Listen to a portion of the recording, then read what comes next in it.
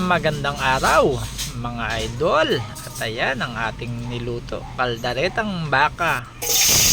Ayan, inuna lang natin yung mga tangkap mga idol, yung karot saka ang patatas. Ayan, dito lang siya natin ng konti mga idol. At syempre pag yan mapula na, yan, dyan na rin natin na igisa ang ating sibuyas bawang. At ayan na mga idol, umaamoy na. At syempre yung ating tenderloin na baka, pinalambutan na natin yan mga idol. Ayan, sinama na natin siya sa iginisa mga idol. At syempre lagyan natin ng tomato sauce mga idol. Yan, talaga na mga malambot mga idol. At syempre ang tomato paste para medyo saucy ang kanyang sauce mga idol.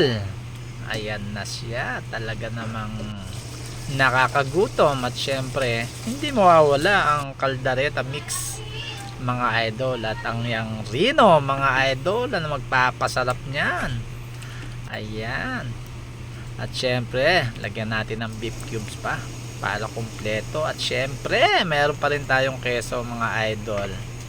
Ayan na, malapot na. Tsaka natin ilagay yung niluto natin na patatas tsaka carrots mga idol. Ayan, tamang tama yung sauce nya. At nilagyan natin ng pepper mga idol. Ayan, yung siling berde tsaka konting bitchin. Yan mga idol, malapit na. At tayo talagang ginugutom na. Lagyan natin ng konting paminta. At ayan na ang finished product mga idol. Halina po tayong kumain. Bye bye.